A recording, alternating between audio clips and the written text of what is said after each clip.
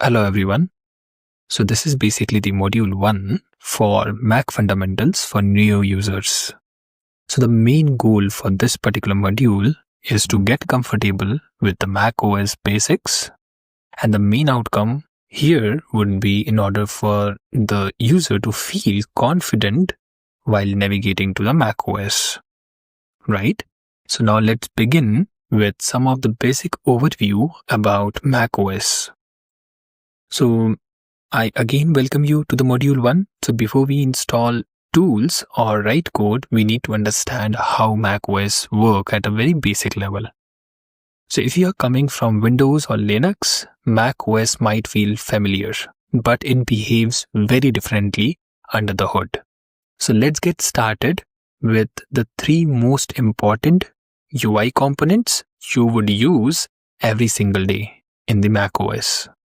So the first one is the menu bar, which is basically on the top of the screen, right? So if you see here, so this is basically the menu bar that we have.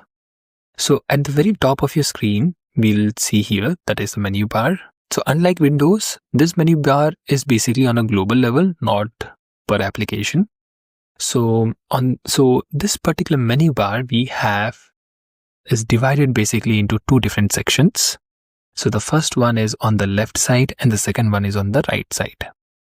For the left side, that is basically related to the app specific menus, just like we have Finder, or maybe we have Chrome, we have Visual Studio Code. So for that specific application, we would be able to see that specific menu items.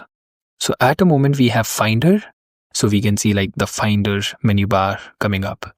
And that Finder menu bar has their own specific file, edit, and other menus. Similarly, on the right side, we would be having these system icons, just like we have Wi-Fi, we have Bluetooth, we have toggling systems, focus mode, sound, time, etc. Right?